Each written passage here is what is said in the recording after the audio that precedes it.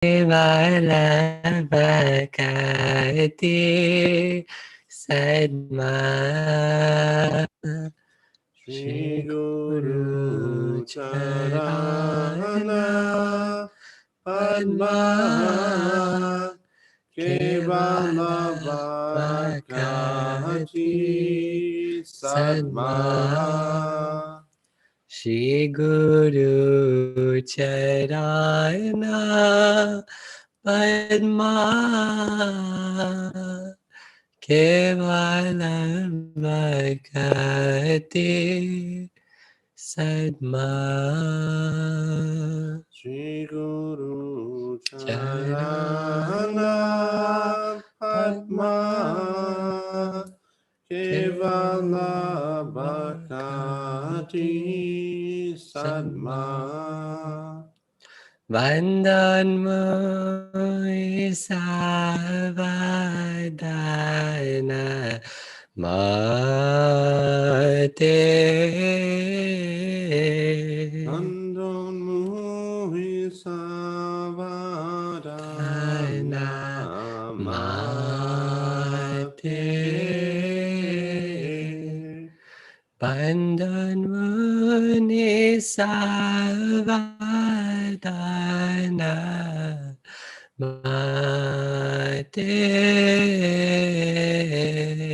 Nandon Muhi Savadana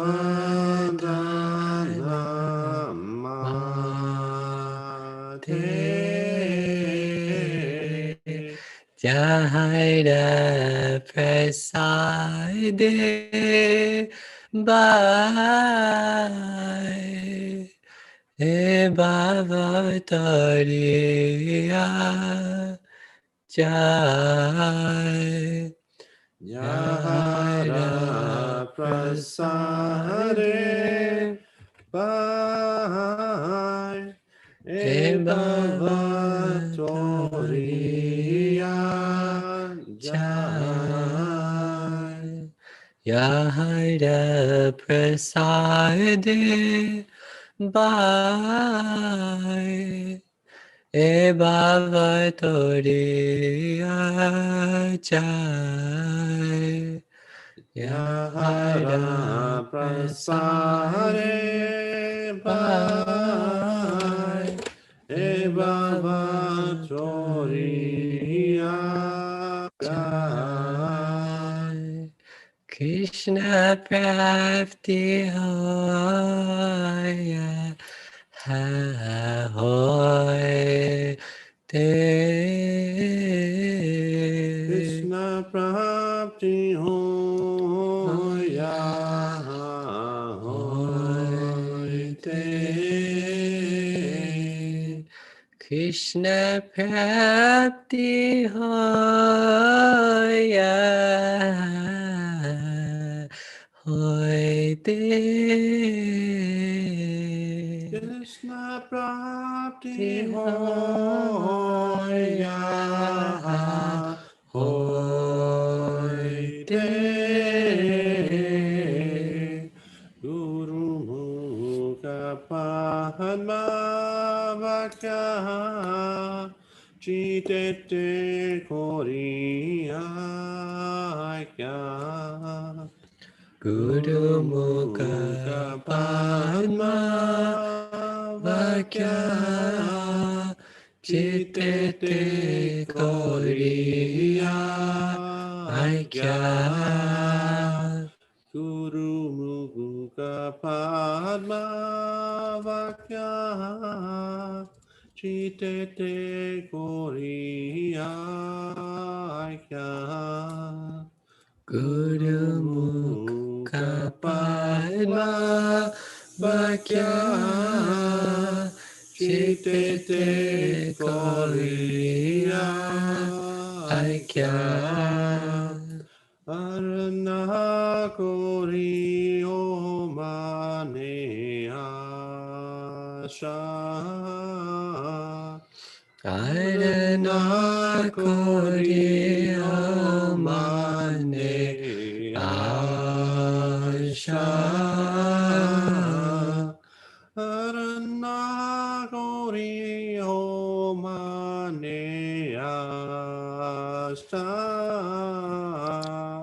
Arana Koriyo Mane Asha Shri Guru Charane Rati Dese Utamagati Shri Guru Charane Rati Ese Utamagati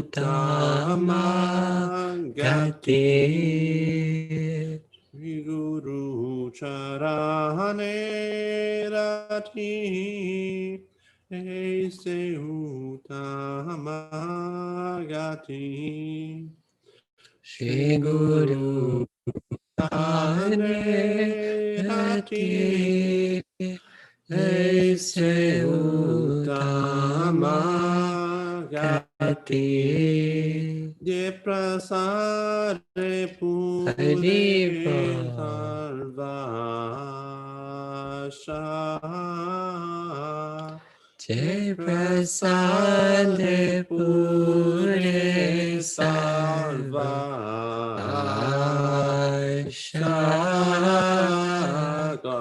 Jai prasare pure sarvasha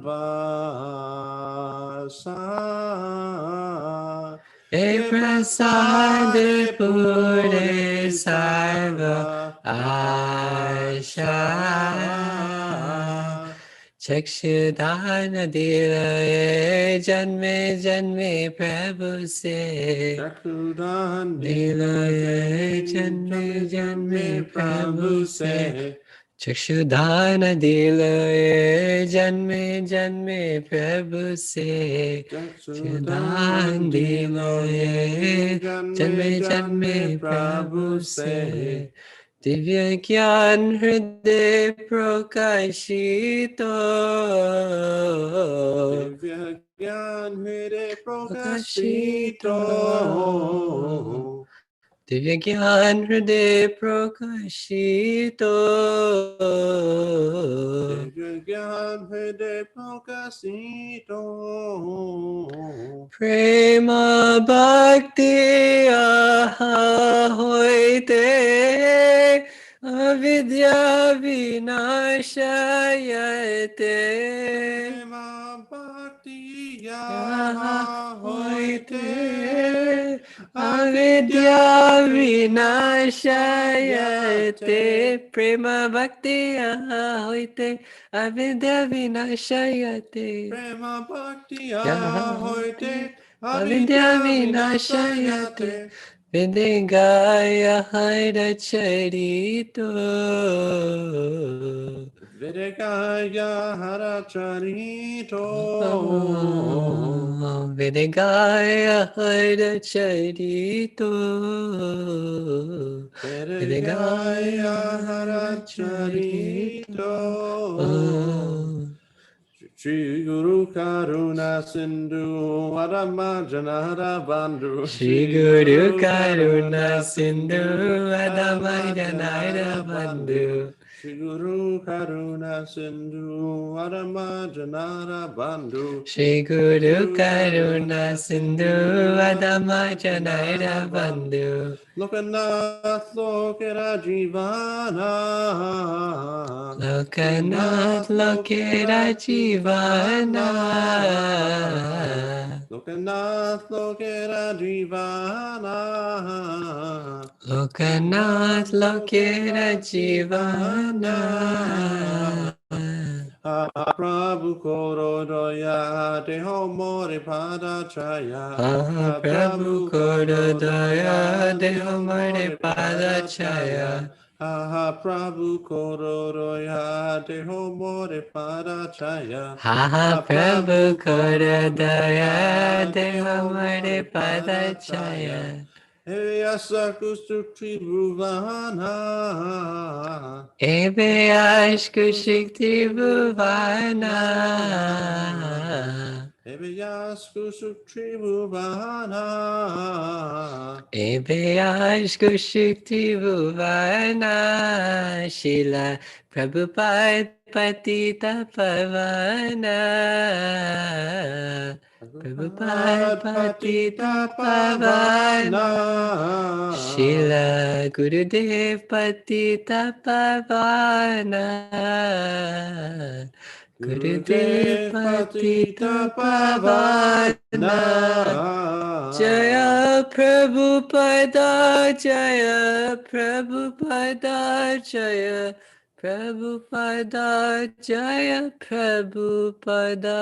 Jaya Prabhupada, Prabhupada, Prabhupada, Jaya Prabhupada, Jaya Prabhupada, Prabhupada, Prabhupada, Jaya Prabhupada, Jaya Prabhupada, Prabhupada, Prabhupada, Jaya Prabhupada, Jaya Gurudeva, Gurudeva, Gurudeva, Jaya Gurudeva, Jaya Gurudeva, Gurudeva, Gurudeva, Gurudeva, Jaya Gurudeva, Jaya Jaya Gurudev, Gurudev, Gurudev, Jaya Jaya Gurudev, Jaya Jaya Gurudev, Gurudev, Gurudev, Gurudev, Jaya Jaya Gurudev.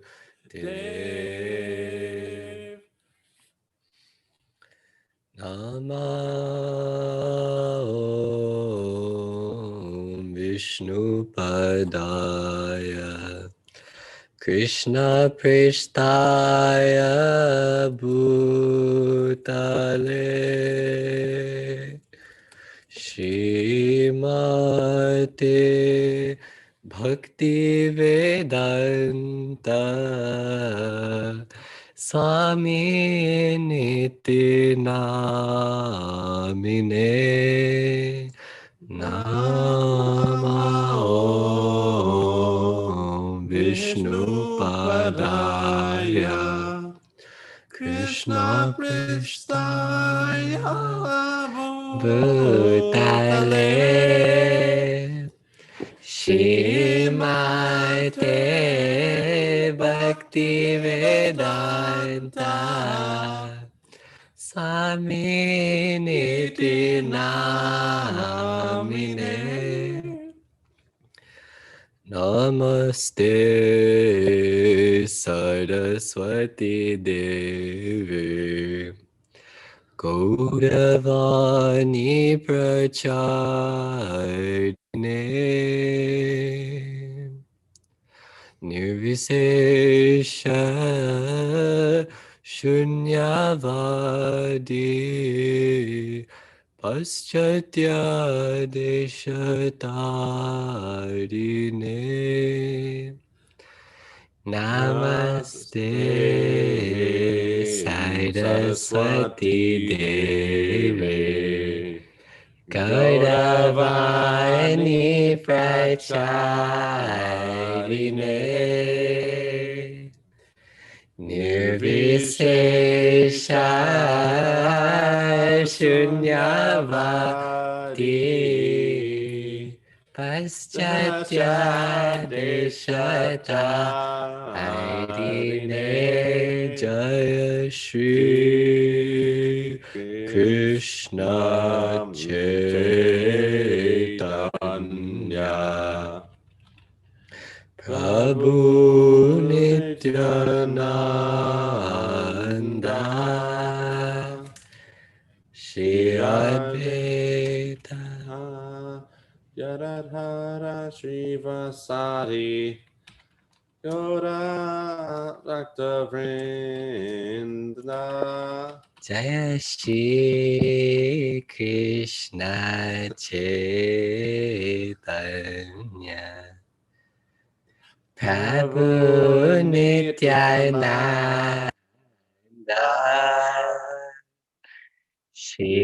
Advaita Gadadhara Shiva Sadi Gaura Bhakta Vrinda. Hare Krishna, Hare Krishna, Krishna Krishna, Hare Hare, Hare Rama, Hare Rama, Rama Rama, Hare Hare. Hare Krishna, Hare Krishna, Krishna Krishna, Hare Hare, Hare Rama, Hare Rama, Rama Rama, Hare Hare, Hare Krishna, Hare Krishna, Krishna Krishna, Hare Hare, Hare Rama, Hare Rama, Rama Rama, Hare Hare, Hare Krishna, Hare Krishna, Krishna Krishna, Hare Hare, Hare Rama, Hare Rama, Rama Rama, Hare Hare, Hare Krishna, Hare Krishna, Krishna Krishna, Hare Hare,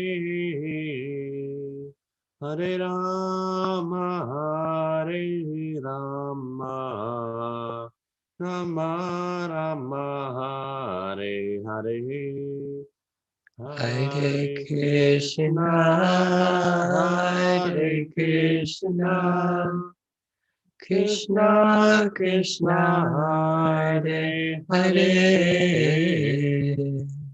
Hare Rama, Hare Rama, Rama Rama, Hare Hare,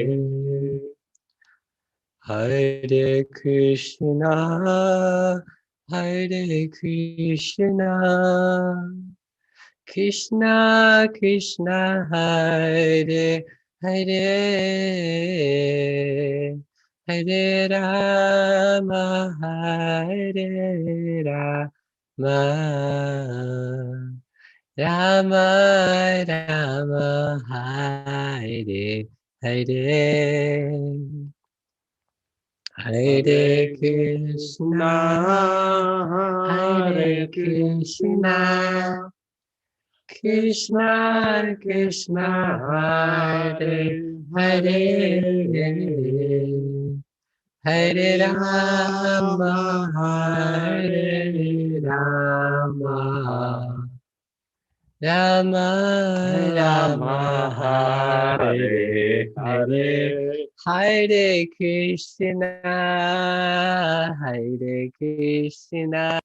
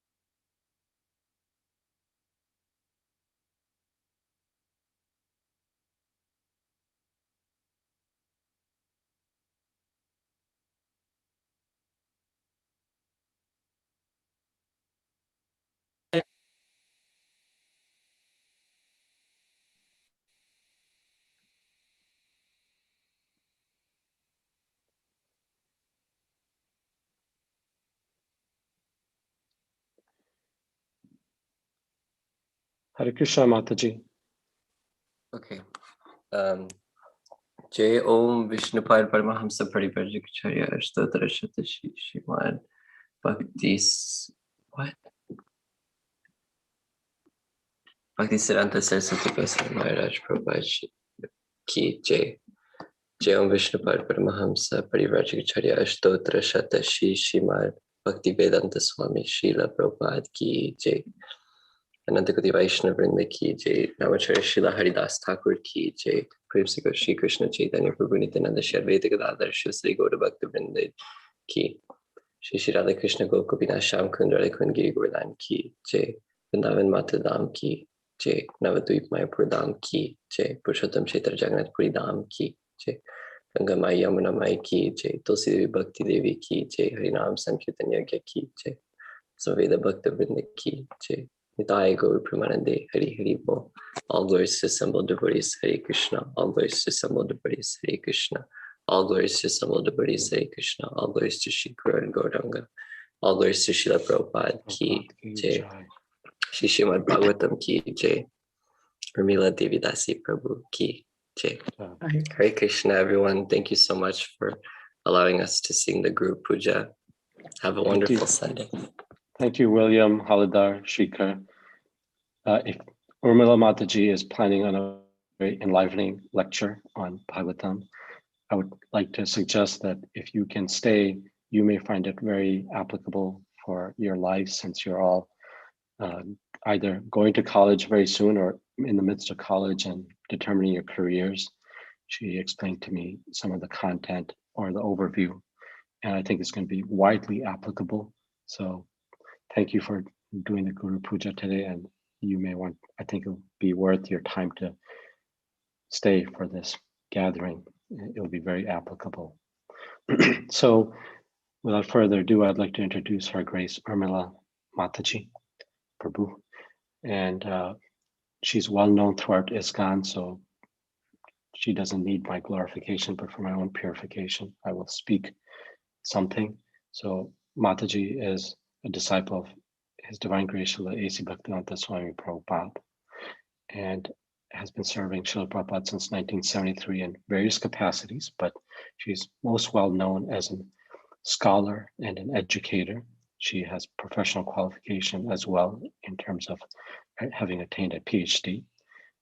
I was amazed yesterday when she informed me that she attained both a master's and PhD within 3 years, which is almost unheard of. It speaks about her focus and dedication and energy that she's applying to education, both personally as well as for the general public. Mataji is very well known in ISKCON for her activities. She is the chair of the Shastric Advisory Council for the GBC and associate editor of BT Back to Godhead, and has written many books. I saw yesterday an example of that when Leela Manjri Mataji's daughter, Kirtaniya, received a book, and she was like, just looked like she could fly off the ground with her happiness when she had some association with Mataji. Mataji's also written some very deep commentaries or translations on our Vaishnava Siddhanta scriptures. Yesterday, I was amazed at the park in the gathering at the park. It was a keen demonstration of her deep understanding of scriptures, both from a literal as well as a practical application. There were questions such as, I think you all would have loved them, such as, let's see, how to become stewards of society as devotees, the mood of chanting japa, and let me think of the third one. Oh, yes, about collective consciousness. And Mataji was able to explain or speak on these topics on multiple levels, from Shastra itself, as well as keen observation of human behavior. I was very enlightened and thoroughly enjoying the gathering. So I hope we can all welcome Mataji nicely. If you want to turn on your microphones or unmute and we can chant a virtual Haribol. So Haribol, Haribol, Thank you Haribol. very much. Hare Krishna. And for those of you that are outside Oregon, thank you very much for giving us your wonderful association. Hare Krishna. Urmila Mataji will also be speaking at Sunday Feast. So please join as you can. Thank you very much. Without further ado, Mataji, sorry for taking time out from your lecture. On the Zoom call, do you chant Jai Radha Madhava or you just go right into the verse? Sometimes the youth will chant Jai Radha Madhava, but please proceed. You can go ahead and chant Jai Radha Jai Madhava. Radha Madhava Kunja Bihari. Jaya Radha Madhava Jaya Kunja Bihari Gopi Janabalabha Girivaradha. Gopi Janavallabha Girivaradha Yasodanandana Braja Janaranjana. Yashodanandana Braja Janarana Janaranjana Yamuna Tiravanachari. Jamuna Tira Vanachachari. Jayam Vishnupad Paramahamsa Parivrajikacharya Satara Satasri Srimad Divine Grace A.C. Bhaktivedanta Swami Maharaj Prabhupada Ki Jai. Jai. Anantakoti Vaishnav Vrinda Ki Jai. Namacharya Jai. Srila Haridas Thakur Ki Jai. Jai. Prem Shri Kaho Shri Krishna Chaitanya Prabhu Nityananda Shri Advaita Gadadhar Shivasari Gaur Bhakta Vrinda Ki Jai. Shri Radha Krishna Gopinath Shami Kunda Radha Kunda Giri Govardhan Ki Jai. Vrindavan Dhama Ki Jai. Mathura Dhama Ki Jai. Navadvip Mayapur Dhama Ki Jai. Jagannath Puri Dhama Ki Jai. Gangamaya Jamuna Devi Ki Jai. Bhakti Devi Ki Jai. Tulsi Maharani Ki Jai. Sameeta Bhaktivinoda Ki Jai. Gaur Premanand. All glories to the assembled devotees. Hare Krishna. All glories to the assembled devotees. All Hare glories Krishna. to the assembled devotees. All glories to Sri Guru and Gauranga. All glories to Sri Prabhupada Ki Jai. Krishna Prasthaya Bhutale Srimati Bhaktivedanta Swami Niti Namane Namaste Saraswati Deve Gauravani Pacharni Nivasesa Nivadi Paskatya Deshatarne Vandeham Shri Guru Shri Yuja Padakamalam Shri Gurun Vaishnavamscha Shri Rupam Sagrajatam Sahagana Raganatam Vitam Stam Sajivam Sadvaitam Sadvadutam Parijana Sahita Krishna Chaitanya Devam Shri Radha Krishna Padam Sahagana Lalita Shri Vishakam Panchakapatubhistaki Pasandavi Avatap Nam Pavane Vaishnavi. Om Namo Bhagavate Vasudevaya. Om Namo Bhagavate Vasudevaya. Om Namo Bhagavate Vasudevaya. Om Namo Bhagavate Vasudevaya. Om Namo Bhagavate Vasudevaya. Om Namo Bhagavate Vasudevaya. It's July 4th, 2021 in Portland, Oregon, and we're reading from Srimad Bhagavatam, Canto 1, Chapter 9, The Passing Away of Bhishma Dev in the Presence of Lord Krishna, text 26, and I will bring that up on the screen.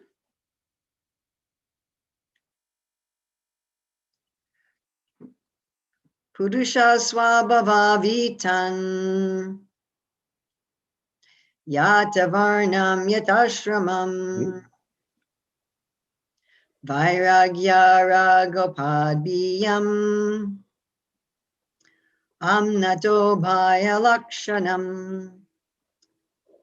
Purusha, the human being, swabhava, by his own acquired qualities, vihitan, prescribed, yata, according to, varnam, classification of castes, yata, according to, ashrama, orders of life, vairagya, detachment, raga, attachment, upadibhyam, Out of such designations, amnata, systematically, ubaya, both, lakshanam, symptoms.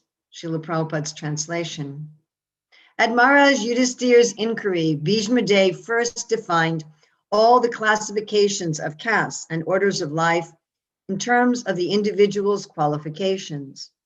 Then he systematically, in twofold divisions, described counteraction by detachment and interaction by attachment. I always love Prabhupada's language there in this translation.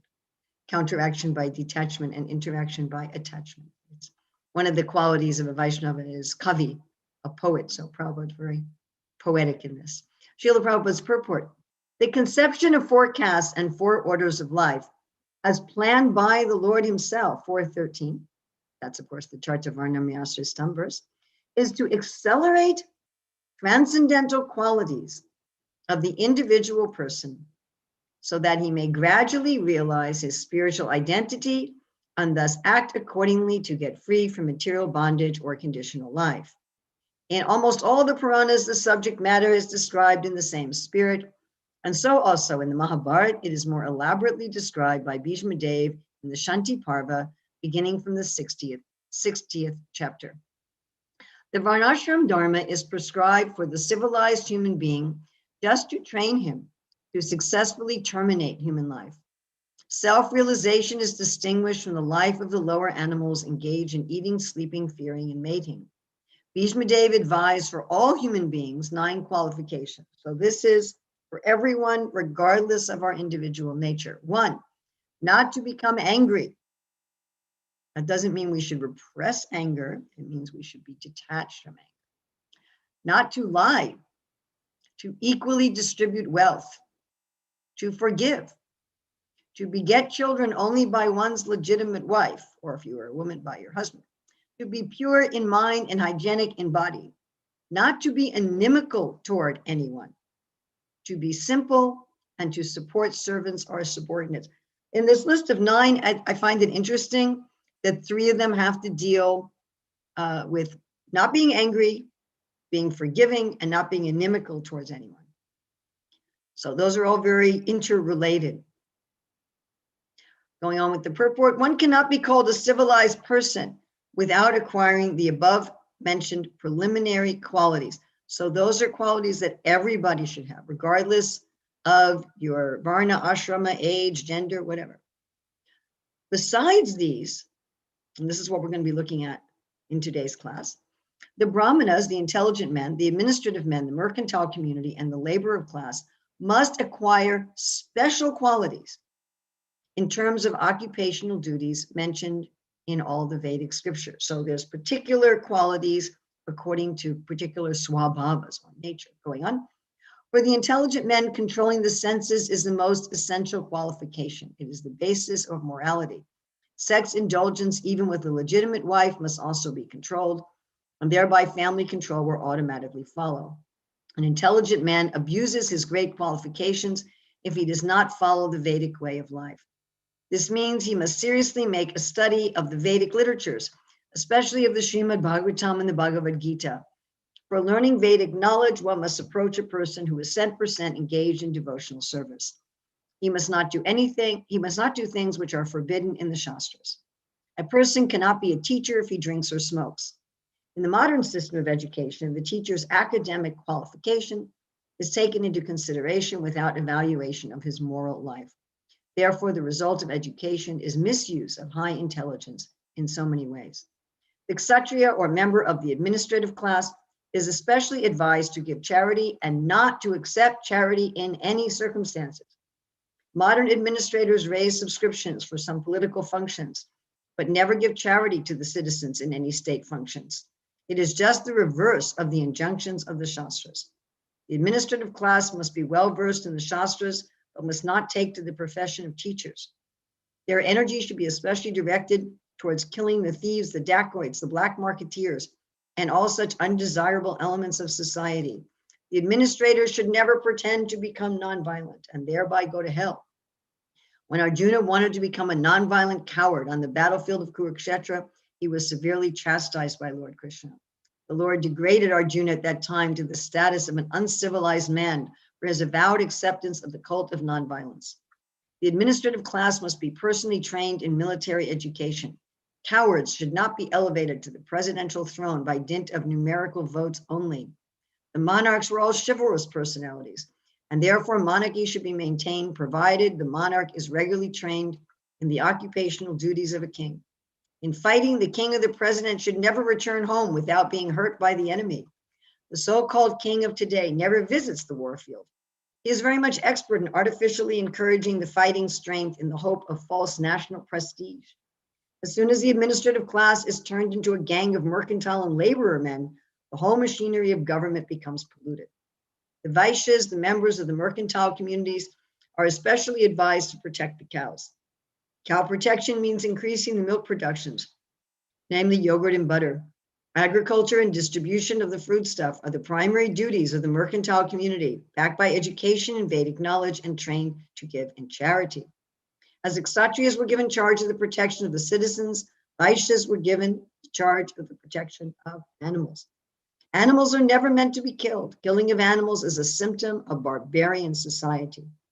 For a human being, agricultural produce, milk, fruits and milk are sufficient and compatible foodstuffs. The human society should give more attention to animal protection.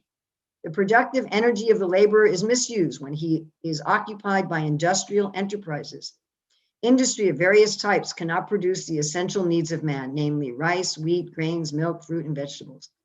The production of machines and machine tools increases the artificial living fashion of a class of vested interests and keeps thousands of men in starvation and unrest. This is not the standard of civilization. The Shudra class is less intelligent, should have no independence. They are meant for rendering sincere service to the three higher sections of society. The Shudra class can attain all comforts of life simply by rendering service to the higher classes. It is especially enjoined that a Shudra should never bank money. As soon as the Shudras accumulate wealth, it will be misused for sinful activities in wine, women, and gambling. Wine, women, and gambling indicate that the population is degraded to less than Shudra quality. A higher caste should always look after the matrons of the Shudras, and they should provide them with old and used garments. A Shudra should not leave his master when the master is old and invalid, and the master should keep the servant satisfied in all respects. The Shudras must first of all be satisfied by sumptuous food and clothing before any sacrifice is performed. In this age, so many functions are held by spending millions, but the poor laborer is not sumptuously fed or given charity, clothing, etc. The laborers are thus dissatisfied, and so they make agitation. The Varnas are, so to speak, classifications of different occupations, and ashrama dharma is gradual progress on the path of self-realization. Both are interrelated, and one is dependent on the other. The main purpose of ashram dharma is to awaken knowledge and detachment. The brahmachari ashram is the training ground for the prospective candidates. In this ashrama, it is instructed that the material world is not actually the home of the living being. The conditioned souls under material bondage are prisoners of matter, and therefore self-realization is the ultimate aim of life. The whole system of ashrama dharma is a means to detachment. One who fails to assimilate the spirit of detachment is allowed to enter into family life with the same spirit of detachment. Therefore, one who attains detachment may at once adopt the fourth order, namely renounced, and thus live on charity only, not to accumulate wealth, but just to keep body and soul together for ultimate realization. Household life is for one who is attached, and the vanaprastha and sannyas orders of life is for those who are detached from material life. The brahmachari ashram is especially meant for training both the attached and detached. So there's so much here in this purport. Let's go back to verse. Purusha swabhava vihitan yata varnyam yata shrama vairagya ragapadibhyam amnato bhayalakshanam. As Maharaj Yudhishthira's inquiry, Bhishma Dev first defined all the classifications of castes and orders of life in terms of the individual's qualifications. Then he systematically, in twofold divisions, described counteraction by detachment and interaction by attachment. So there's a lot we could speak about here. As Srila Prabhupada gave the majority of the purport to speaking about the different requirements for the different varnas. And as this is something that I've been working on with Rukmini, that is Dr. Ruchira Datta, now for several years, I felt that it would be best if we would focus on this. So I'm just going to share my screen here.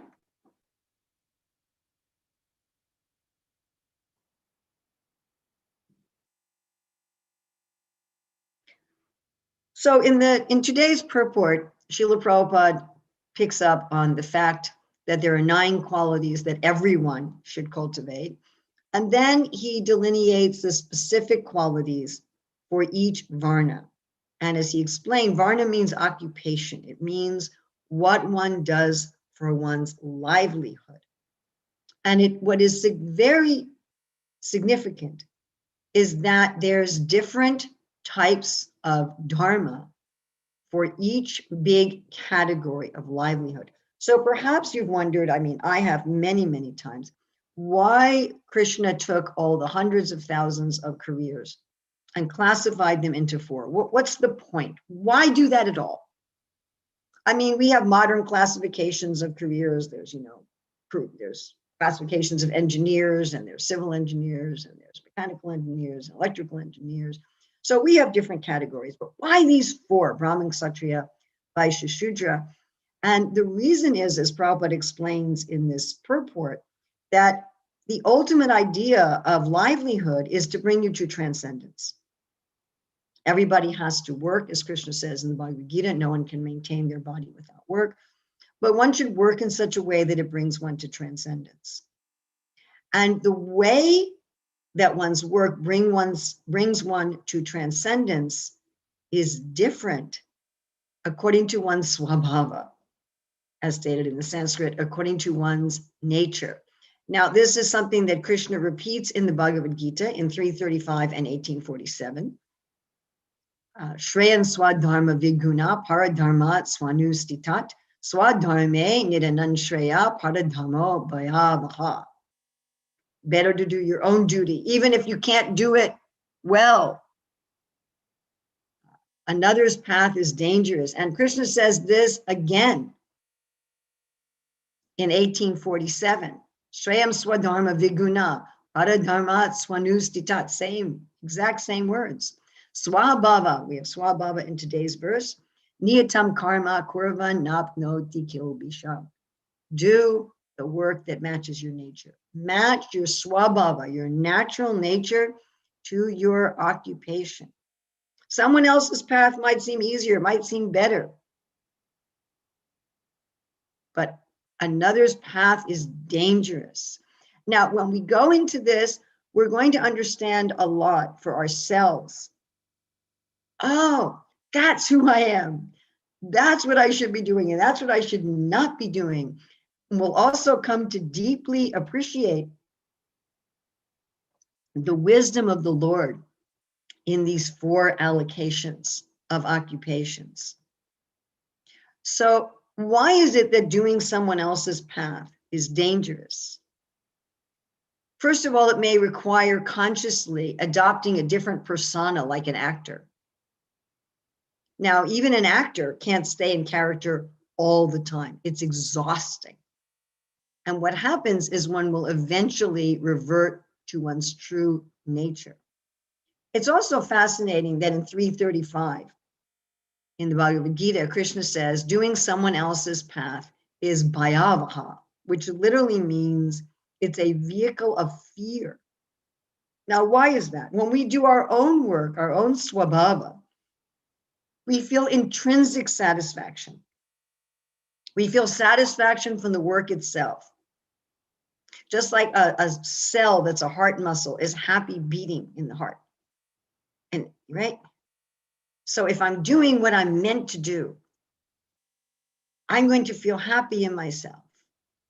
This is our ultimate understanding of spiritual perfection, is it not? That I awaken my eternal Swarup and I serve Krishna in my eternal Swarup. If my eternal Swarup is to be a cow, then I'm going to be happy being a cow. If my eternal swarup is to be a cowherd boy, I'll be happy being a cowherd boy. That we have a place that's just meant for us. I'm being the most perfect iteration of myself, my spiritual self. But that's even true in this world where we have a temporary identity.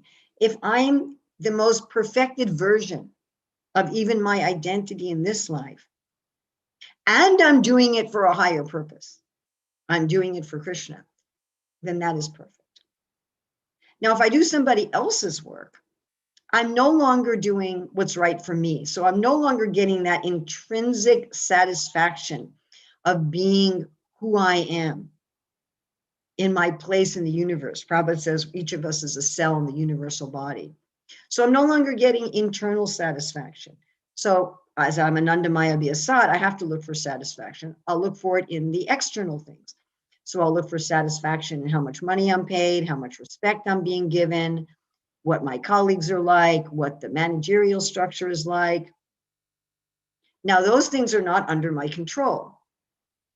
And therefore, I'm always going to be afraid that my sources of satisfaction are going to be messed with.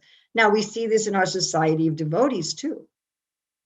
Many times, the reason that devotees are dissatisfied and complaining about this or that or the other thing is they're not being engaged according to their nature. So we're going to spend the rest of the time looking at specific ways in which there's a problem if we do somebody else's work. And this will really bring to the fore where we're best suited. So we've done this presentation in language for the public in general. And therefore, instead of using the words Brahmin, Kshatriyas, Vaishyas, and Shudras, which not everybody will understand and which some people already have strong connotations of, we are going to call those who are inclined to be Brahmanas, those who work in the field of ideas. Those who are inclined to be Kshatriyas, we're going to call those who work in the field of government. Those who are inclined to be Vaishyas, we're going to call those who work in the field of resources. And those who are inclined to be Shudras, we're going to call those who work in the field of artistry. All right. So first we're going to look at a mix-up between government and resources. So this is Kshatriya and Vaishyas. If Kshatriya's work as Vaishyas or Vaishyas work as Kshatriyas, Prabhupada talked about that in the purport when you have Vaishyas and Shudras working as Kshatriyas. So government redistributes the people's own wealth. Resources generates new wealth or turns resources into usable wealth. This difference means that resource people think that those in government are foolishly generous, and government people think those in resources are too profit-minded. Let's look at resource people looking in government. So when you have Vaishyas, people with Vaishya inclination working in government, they will tend to focus on the special interests of their particular industry. Now, they're supposed to want to increase the flow of specific resources, having a laser-like focus on the special interests of their enterprise. But government is supposed to work in the long-term public interest. It can't be narrowly focused like that. And therefore, someone who's meant to work in resources working in government will not be able to serve everybody nicely. When people who have the inclination for resources work in government, they may make a decision with the view towards helping their own industry with an eye towards maybe re-entering it. They may want to re-enter with a role of special pleading through the connections and know-how they have formed in government. And such behavior is called a revolving door in government. And this means fairness and justice, which is the main hallmark of government, can be overlooked. A good example of resource people working in government is private prisons, which are aimed at making money rather than rehabilitating prisoners. And so the motive is going to be actually to get as many prisoners as possible and keep them in prison as long as possible. Let's say people who are inclined to government, Kshatriyas by nature, work as Vaishyas, work in resources. Well, people who are Kshatriyas by nature, they are going to prioritize care of people as more important than projects or profit. That might sound very attractive, people over projects.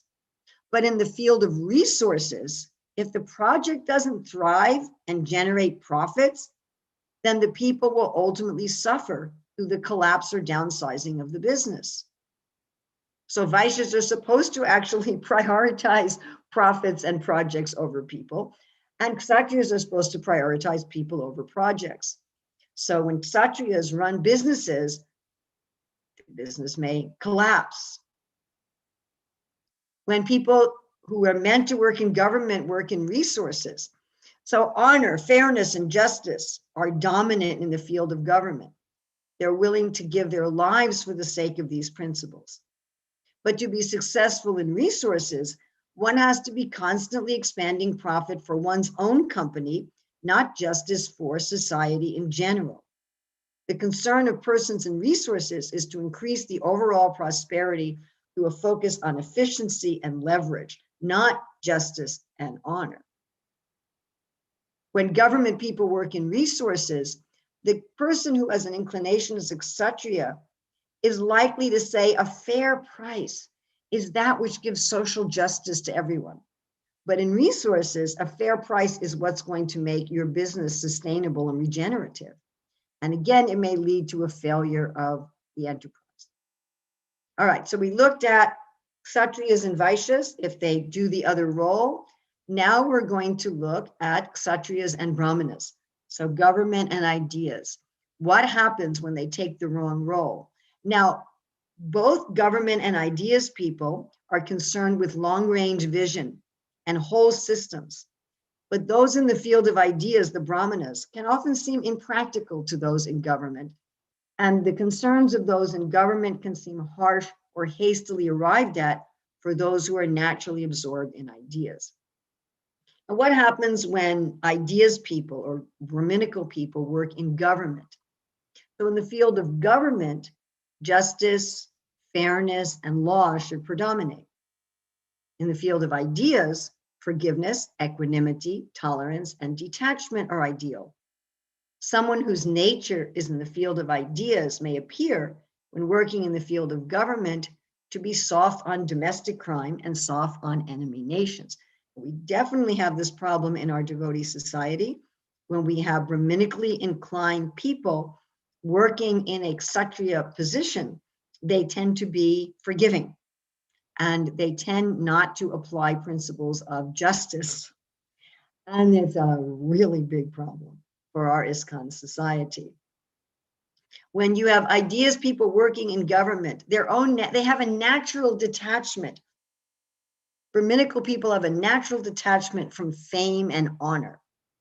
And that may make it very difficult for them if they're working in government, if they're working as a kshatriya, to energize people patriotically.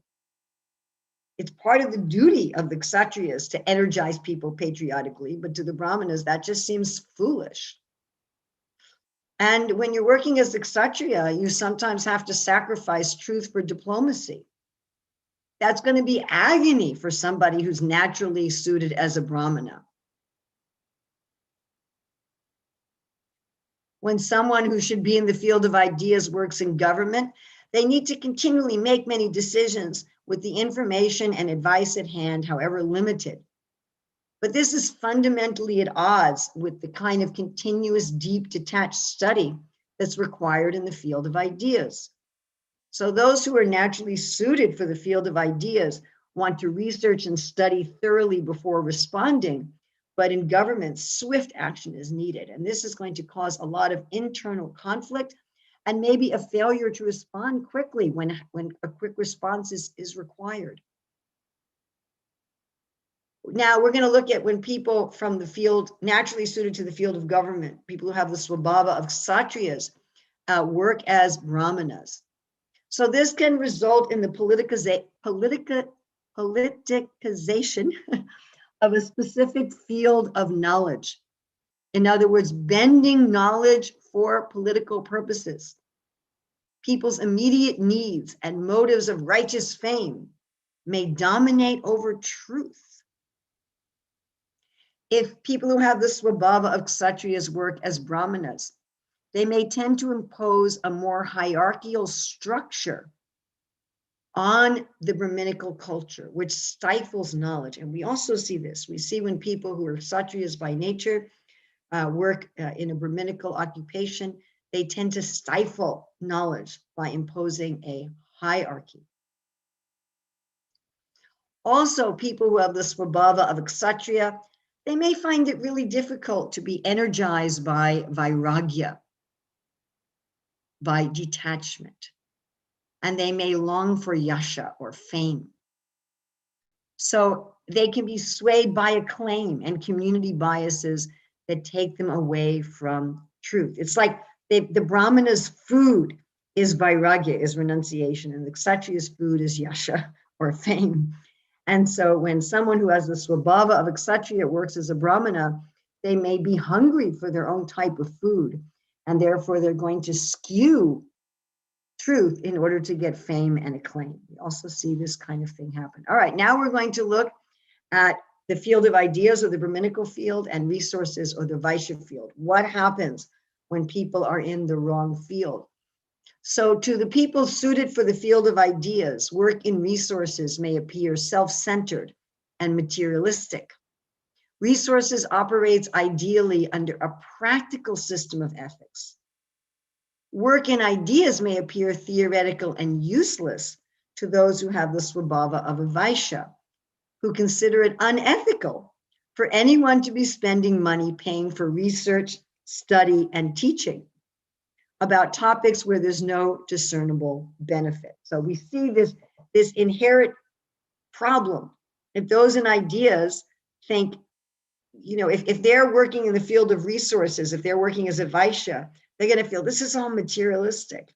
And if those who are suited to be a Vaishya are working in the field of the Brahmana, they're going to think this is useless. So the ethics are completely different. The Vaishyas have a practical ethics, and the Brahmanas have more of a philosophical ethics, and they're not compatible. Let's say people who are suited for the field of ideas work in the field of resources. So a person whose nature it is to work in the field of ideas, first and foremost, they're going to focus on truth. They take a neutral, detached perspective. The very nature of resources is not to be neutral or objective, but to focus on increased flows of resources for the profit of one's own enterprise or family. When such persons become aware of how bias and personal profit are affecting their neutrality, they're likely to feel disgusted with themselves.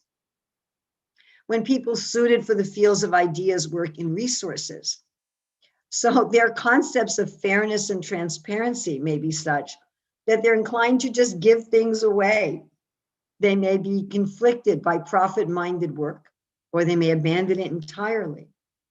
Now, someone suited for the field of ideas might love to have their own garden, but they may lose interest and enthusiasm if their garden turns into an agribusiness. Such people do not enjoy or understand a relentless thirst for bigger and better, which according to the 11th canto of the Bhagavatam, has to drive those in the field of resources in order for them to be successful in providing for all of society. Now, when people suited to the field of resources, when their swabhava is as a Vaishya, and they do the work of a Brahmana, we have an increased likelihood of corruption in the field of ideas. A good example of this is pharmaceutical companies that fund research. Now, if it is possible, if Vaishyas are able to adhere to the principles of their job, they may find themselves dispirited and unmotivated by the lack of money, the lack of leadership opportunities, because in the work of the field of ideas and Brahminical work, people either share credit or they even abjure credit altogether. But someone who has the swabhava of a Vaishya wants to get profit and credit. That's how they grow society. When people have the swabhava of a Vaishya and work in Brahminical work, they're likely to find the field of ideas to be full of impractical, what we call pie in the sky concerns. And thereby they may neglect whole areas of the field of ideas that then are not done for the benefit of society. All right, now we're going to look at ideas and artistry. So this is the Brahminical field and the Shudra field. What happens when these cross? Now there's a similarity between those with the Brahminical Swabhava and a Shudra Swabhava, is they both tend to be very self-satisfied. They both tend to be not ambitious. But those who are suited for the field of artistry are self-satisfied by external creature comforts, and those suited for the field of ideas are self-satisfied by an internal sense of balance. We want to keep in mind that some people in the fine arts are actually brahmanas, as Sarasvati is the goddess of both learning and the arts. So those in the fine arts, if their main purpose is to communicate truth and philosophy, they are brahmanas. If their main focus is to communicate beauty and aesthetics and enjoyment in the world, then they're in the field of artistry. All right, let's look at what happens when people suited for the field of artistry, when people who have the swabhava of the Sudra, work in Brahminical work in the field of ideas. So those who have the Shudra swabhava are concerned with the beauty and function of society in the sense of tangible, tactile work. But the field of ideas, the field of the Brahmanas, is one of abstractions. When those who are suited for the field of artistry work in ideas, they often miss subtlety. They often miss context when they're dealing with knowledge and information. So then they will tend to present facts, quotes, and truths out of context in isolation with the aim of preserving or creating functionality in a limited sphere. We really see this in the modern day when anybody can go on the internet and present so-called truth. And people who are suited for the field of artistry, they miss subtlety, they miss context, and they just present things in a way that's distorted. When people who are for the field of artistry work in the field of ideas. Now, people naturally suited for the field of artistry are providing all the pleasure for society. They provide all the beauty for society. I was in the airport the other day, and there were these people emptying the trash bins. And I went up to each of them and I said, "Thank you for making the world a more beautiful place." And they were just thrilled. You know, people suited for the field of artistry, their whole idea is to bring beauty and pleasure. They're in Dharma, Artha, Kama, Moksha. They're in charge of the Kama portion. And we want that, don't we want that? We want our food to taste good. We want our homes to look beautiful, our clothing to be attractive. We want attractiveness in our society. Now, when they work in the field of ideas, in the Brahminical field, their inclination to bring sensory pleasure to the world may result in bringing sensuality into religion, spirituality, and education, where we should have detached wisdom. So it's like putting salt and spices that belong in the stomach into the eyes.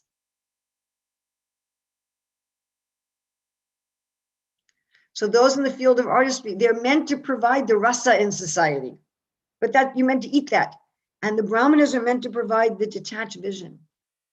So if you take this rasa and you put it in the eyes, then the eyes will be full of tears and you can't have clear vision. You're just going to have irritation. When people inclined to the field of artistry work in ideas, then like those who are naturally vaishyas, the field of ideas may just seem full of abstractions. It has as much meaning to them as a crossword puzzle. You know, to them, this sort of thing is an idle pastime. It's not their work. They may really have difficulty. Like, why do we have to look at these abstract philosophical ideas? There'll be an inner conflict between the detached guidance they need to give society and their predominant desire to please and serve. So this is very important. Somebody who should be in the field of artistry, they want to please and serve others. That's their natural inclination, to please and serve others. But in the field of ideas, you have to give detached guidance that may sometimes be bitter. Yes? So somebody who's suited for artistry and ideas may neglect doing the research to find possible unpleasant truths, or they may distort what information they disseminate and how they disseminate it. Now, people naturally with the Shudra Swabhava, they're easily satisfied with expertise in their craft and a simple life of creature comforts. In ideas, the satisfaction is taking pleasure in the mind and intellect or in spirituality. So people who have a Brahmana Swabhava are very hard to corrupt because the externals of life don't mean much to them. And so if you take somebody whose desire is for creature comforts, along with the tendency to want to please others, and you put them in the field of ideas, you create a volatile situation for corruption. Now, freedom is the key to the field of ideas. Persons working there need both a literal space and a figurative space to allow for discussion and exploration that may challenge the status quo. But those suited for artistry, their whole idea is upholding the status quo. And therefore, there is a huge conflict. What happens when people suited for the field of ideas work in the field of artistry? Now, we might mention that the Shastra particularly says this should never be done. That people who have the Brahmana Swabhava, who have an inclination for the field of ideas, should never work in the field of artistry. Now, in the field of artistry, there's constraints of deadlines, who you're supposed to please. Now, these run the risk of taking precedence over large-scale considerations of fairness, justice, public interest, or abstract thinking. So again, the persons feel conflicted. Now, this conflict may show in insubordination, procrastination, and failure to meet deadlines. If people with a Brahmana Swabhava work as a Shudra, now integrity is high in both fields, but it's a different kind of integrity. So people who are suited to be Brahmanas may feel inner conflict at consistently failing to meet the kind of integrity that artistry needs. Right? Artistry makes society function on the most elemental and physical levels. And ideas, people in the field of ideas need creative, intellectual, or personal freedom. They cannot really be reliable on the practical level of making things work. So the integrity in the field of artistry is you get things to work. The integrity in the field of ideas is that you have this freedom to explore. And so a person who's suited for the field of ideas may not be able to have that kind of integrity required in the field of artistry. Detachment and equilibrium often comes with a disdain towards pleasures that people with a Brahminical Swabhava may think that's worldly or demeaning. They may not recognize the deep need of society, or even for themselves, for healthy, nourishing, and uplifting, spiritually uplifting pleasures on the physical platform. So remember, in the field of artistry, they're supposed to provide all the physical pleasures for society. But those who have the Brahmana Swabhava, they're like, what do we care about that kind of stuff?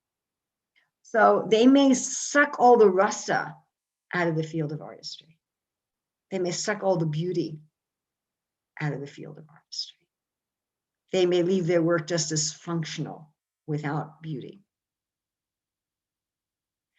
And on a personal level, someone with a Brahmana Swabhava might get sucked into the sensory nature of the field of artistry.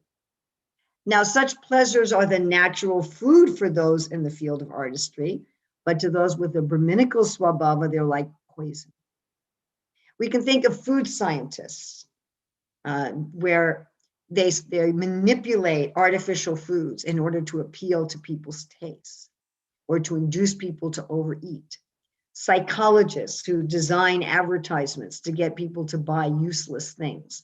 So this is where someone with a Brahminical Swabhava has become corrupted by the natural sensory nature of the field of artistry. Then the field of artistry entails dependence on specific patrons, customers, or employers. And this dependence naturally creates a special interest in pleasing your customer or client or whatever. And this feels very awkward to those with the Brahminical Swabhava who have a high value on autonomy.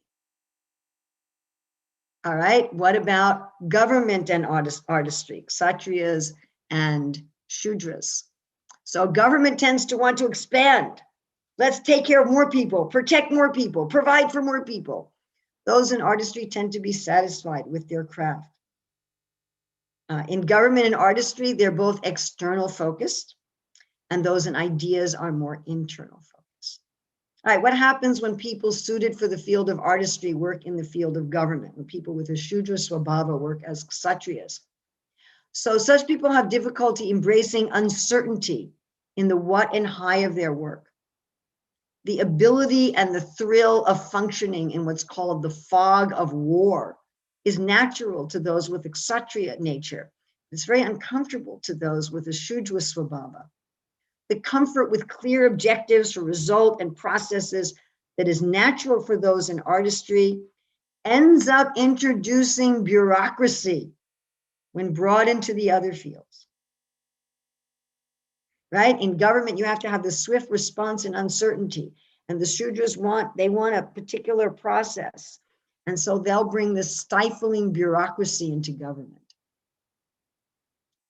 The constant focus on the interplay of people needed to work in government may feel like a draining distraction from what people who have the Sudra Swabhava prefer to do. They prefer to hone in and exercise their own skills. And so they're saying, this is all politics in a pejorative way. When artistry people work in government, government really does require strategy and shrewd discretion in decision making. But again, those who are naturally have the Sudra Swabhava, they may do everything in a bureaucratic system, right? The field of artistry has set parameters and steps for excellence, which are not applicable in the field of government. People who are in the field of government have to sacrifice everything for the good of their citizens. Swami Prabhupada specifically writes about in today's purport. And this reveals their inner resolve and detachment. But those who are naturally suited for the field of artistry, they love a secure life, a life full of security and comforts. So they're going to be prime candidates for corruption by the perks of a job in government. They're going to be corrupted by whatever securities are there. They may get enamored by the adulation and respect, along with the access to the resources and side benefits of government, and not sacrifice for the good of the people. What happens when people with a Kshatriya Swabhava work in the field of artistry? So we have a similar problem as when the Brahmanas work as Shudras, that, the deadlines and the constraints and having to please somebody is at odds with their interest in fairness, justice, and public interest. And such may manifest in them becoming insubordinate. And we have, again, a similar difficulty with the Brahmanas, that the Kshatriyas have a lot of autonomy, and having to please certain customers or clients or patrons conflicts with their natural autonomy. All right, crossing resources and artistry. And this is a very significant, these are all significant problems. As I'm sure as we're going through this, you're like, whoa, I see that in society, I see that. What happens when Vaishyas work as Shudras or Shudras work as Vaishyas? Now, both resources and artistry deal with the practical need of society. But those in artistry tend to focus on craft quality and the satisfaction of a job well done. Those in resources tend to focus on profit expansion and quantity. Immediately you can see the conflict here. Okay, what happens when people with the Vaishya Swabhava work as Shudras? They have a drive for expansion of profits and goods. They will emphasize quantity over quality. The artistry gets lost to automation and mechanization. Prabhupada specifically talks about this in today's purport. This is fast foods, clothing that becomes fashionably obsolete, clothing that falls apart right away, plastic replacing metal and glass, entertainment that titillates with gratuitous violence and sex, rather than inspiring reflection through plots and character development, drug-fueled sports. These are all the results of people with a Vaishya Swabhava going into the field of the Shudras. The Shudras value quality in their craft. Now, what happens when people with a Shudra Swabhava do Vaishya work? They get frustrated when their supervisors relentlessly drive them to find new ways to expand the business. They're not motivated to do that. So as someone with a Shudra Swabhava, they may want a little roadside stand selling their bread and tomatoes, but they don't want to make a chain of restaurants all over the world. And those who have a Sudra Swabhava, they're satisfied with the simplest, most direct, most immediate way of fulfilling their needs. But in the field of resources, it requires a kind of long-term thinking, big picture view, where ecology, sustainability, and renewal are prioritized at the expense of immediacy.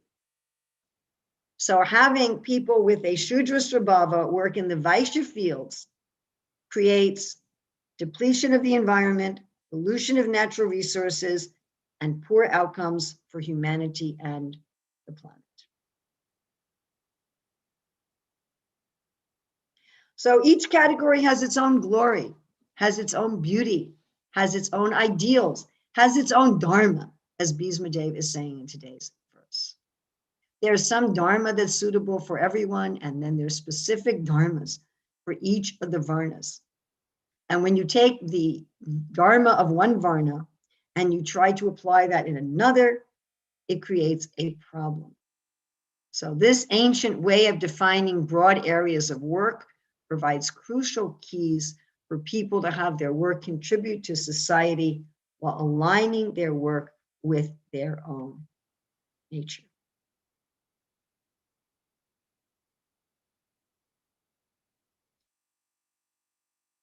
So there were, and I see that my co-author, Urmila Devi Dasi, aka Dr. Ruchira Datta, has joined us. Thank you very much. Rukmini, I didn't realize you were here because when I'm showing the PowerPoint, I'm not seeing who's on the Zoom.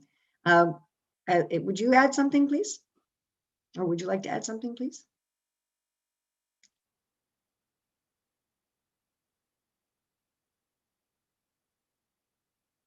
Can you unmute?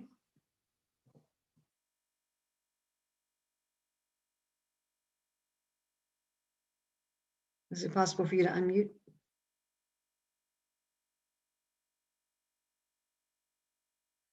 Are you not able to unmute? Who is our host? Yes, possible. It is possible. I've done it, Rukmini. Somehow she's having trouble unmuting. Okay, well, while she's working on that, anybody have any, I definitely like for her to contribute, but does anyone have any questions or comments?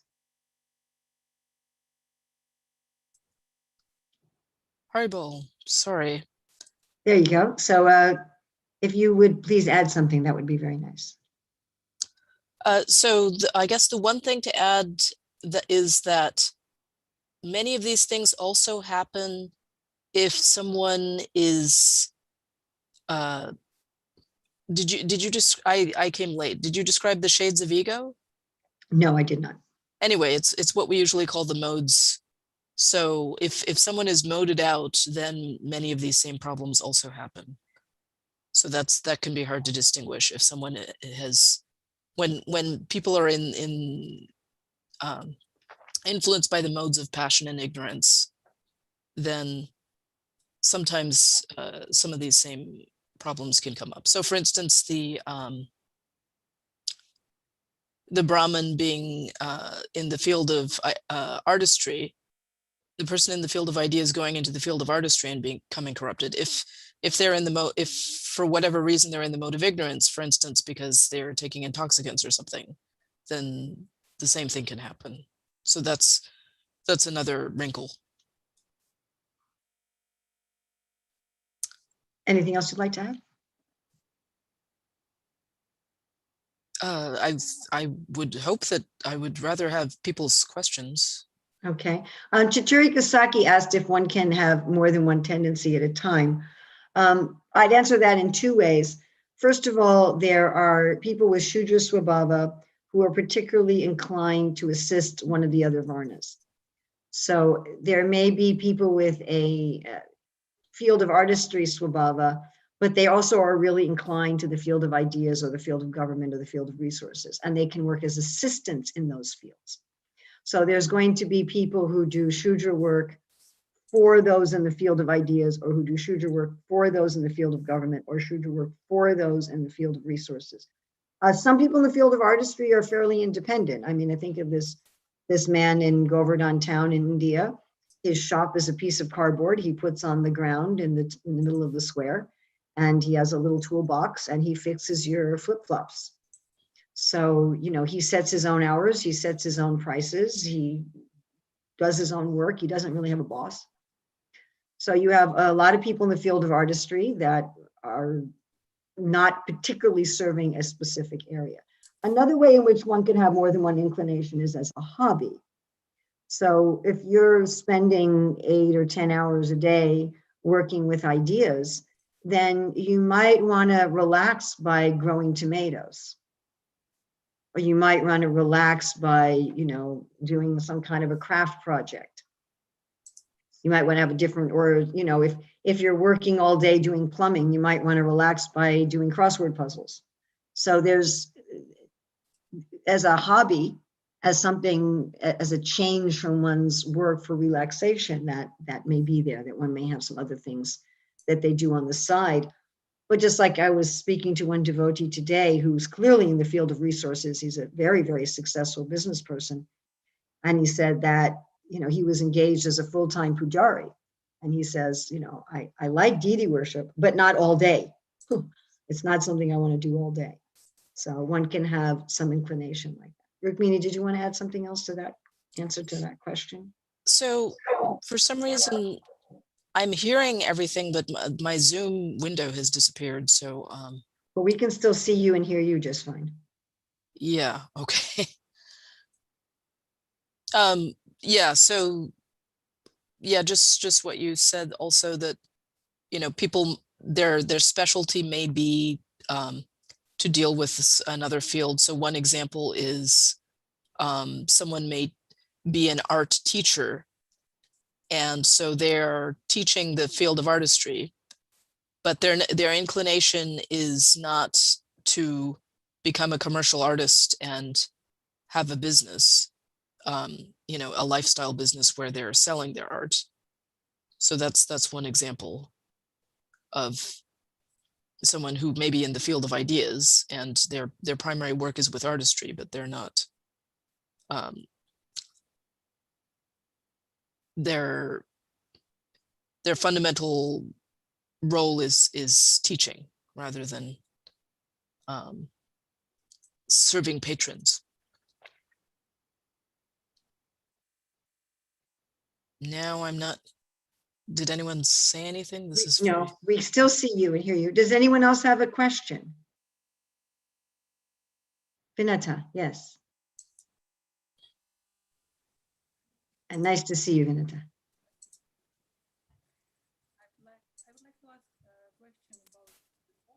You're very soft. We can hardly hear you. The qualities of different varnas are inherited by nature, no? But they also come out by training, not only by nature but also by training. So can we expect from people nowadays to be Brahminical or Brahmanas or whatever belonging to any of these categories without proper training? Which enhances or encourages these innate qualities to come forth? Well, it's interesting. First of all, it's impossible to tease out exactly what's nature and what's nurture. No one has been able, I mean, I'm sure Krishna can do that, but no one has been able to figure out exactly what percentage of our swabhava is coming from previous lifetimes and what percentage of it is coming from things in this lifetime and training. But one can look at these swabhavas in two senses, in the sense of an inclination and an expertise. So the descriptions in the Shastra of the different varnas are all in the expertise area.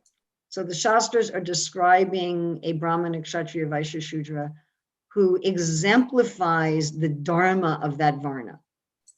Someone who's, and we're not just talking about someone who's expert at carpentry, the skill of carpentry.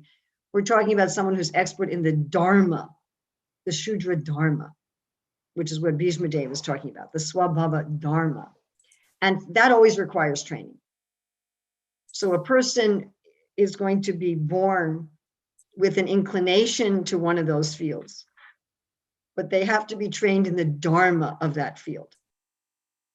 And someone who's not trained in the dharma of that field, this is what Prabhupada says, that everywhere in the world you find these 4 varnas, but people may be acting in them in a corrupt manner because they haven't been trained in the dharma. Rukmini, is something you'd like to add to that? Just that one way that one can see that there's some innate tendency is when there are parents who maybe they have many children who may all be of one field, and there's one child who's of a different field, and generally the family does not understand them. You know, the family thinks that something's wrong with them, and the individual who's different, they feel very conflicted until this is understood, if it is ever understood. And so that suggests that it's not only, it's certainly not 100% through nurture that this happens. There must be some inborn tendency.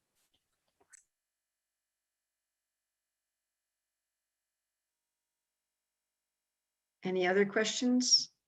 I think you're also streaming on Facebook or YouTube. I don't know if you can get any questions, Jai Sachinandana Prabhu, from there. So Haladar has written, thank you for the class. In a perfect world, there isn't conflict between the different specialties. However, what's stopping one of the more dominant specialties from oppressing some of the lower ones? How can society avoid categorizing different specialties as better and worse? Rukmini, are you willing to answer to that? Well, we hope that people will understand through their understanding of the big picture, which we didn't get to in this particular class, but is in our book, is how all of the fields are necessary for society. They need to work together.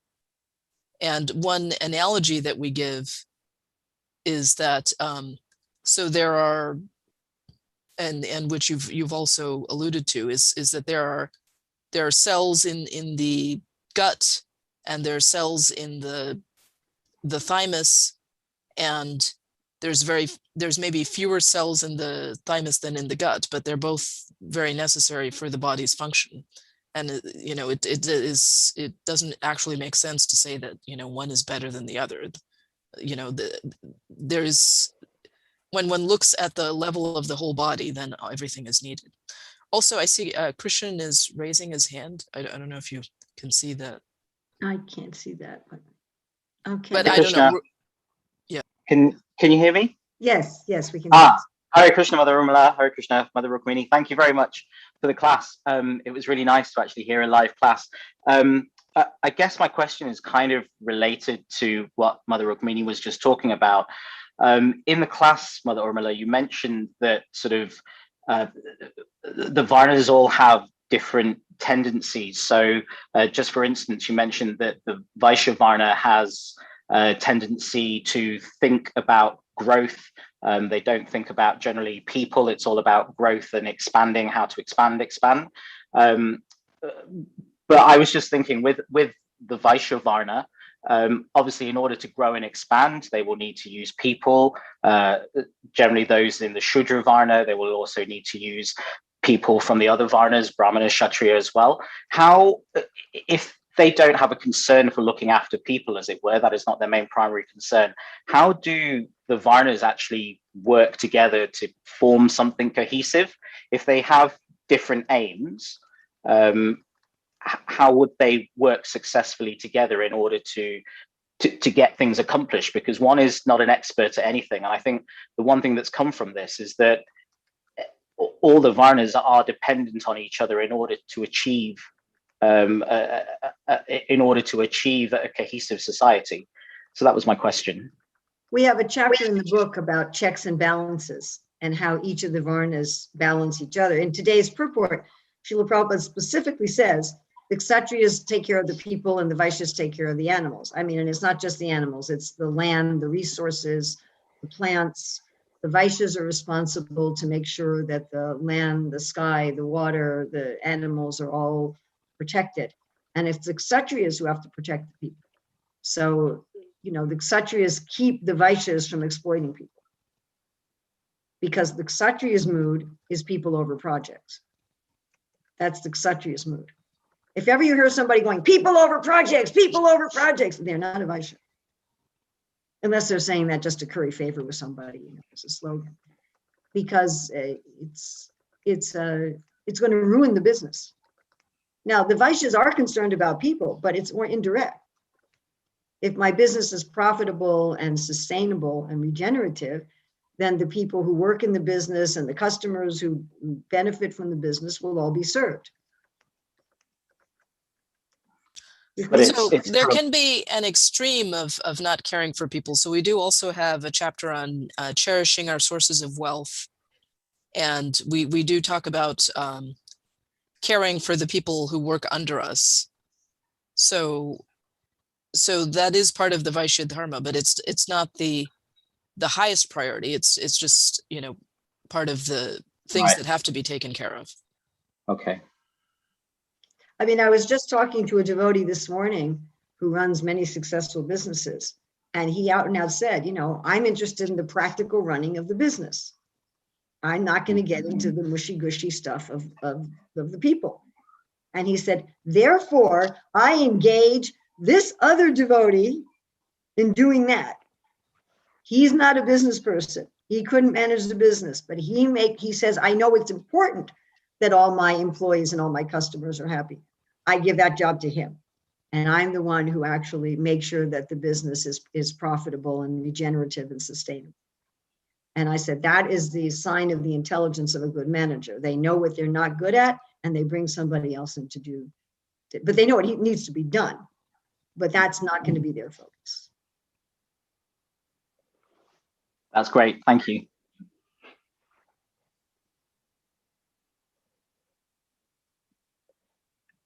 Anybody else? Are there any other questions, comments, or reflections?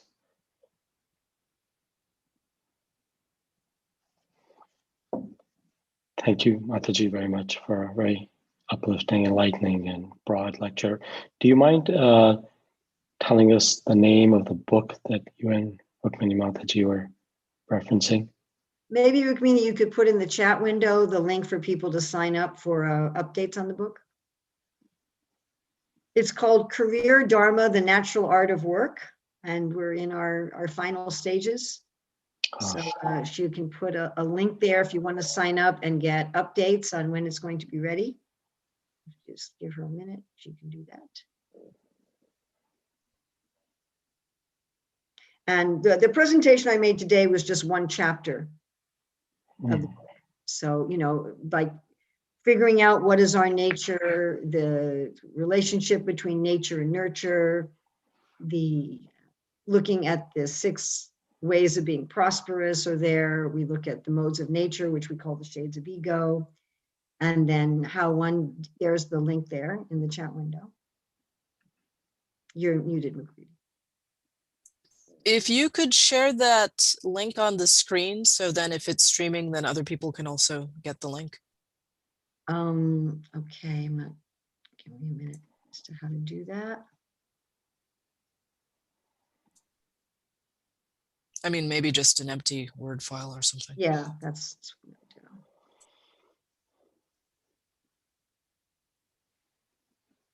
do. And Rukmini, in the chat window, somebody put their email if you want to capture that.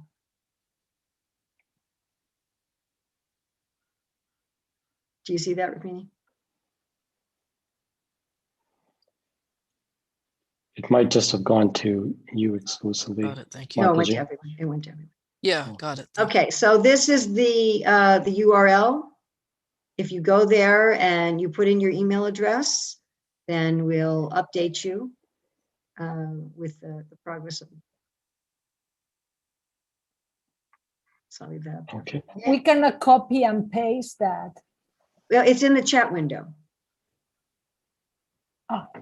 It's in the chat window. I put it up here on the screen if somebody is watching this on YouTube or someone's watching it on Facebook, so that they'll have that up on the screen. I'm going to leave it up for another minute or two. Yeah, I was able to cut and paste it into a browser. Okay. Okay. Okay. Okay. Thank you very much for this opportunity. And Thank you. now asking us to speak on this verse from Bhishma Dev's instructions. And then in a couple hours, we'll be speaking on a very different topic, but not completely unrelated: how to see Krishna everywhere and in everything, in every aspect of your life. Thank you very much, Mataji, for speaking to all of us and enlightening us about this topic, and specifically Srila Prabhupada's instructions and the purport. Thank you very much. I really appreciate the devotees who've joined from elsewhere and added their insight and comments. Thank you for taking time to do that, in spite of being in different time zones. That's very wonderful, inspiring. Thank you. See you again in a short time. Her Grace Urmila Mataji Prabhu Ki Jai. Jai Satchidananda Prabhu, who runs the Portland Temple, Ki Jai. I don't know. Thank you. All glories to Divine Grace. All glories to Shiva. Jai. Bye, Prabhupada. Bye-bye. Thank you.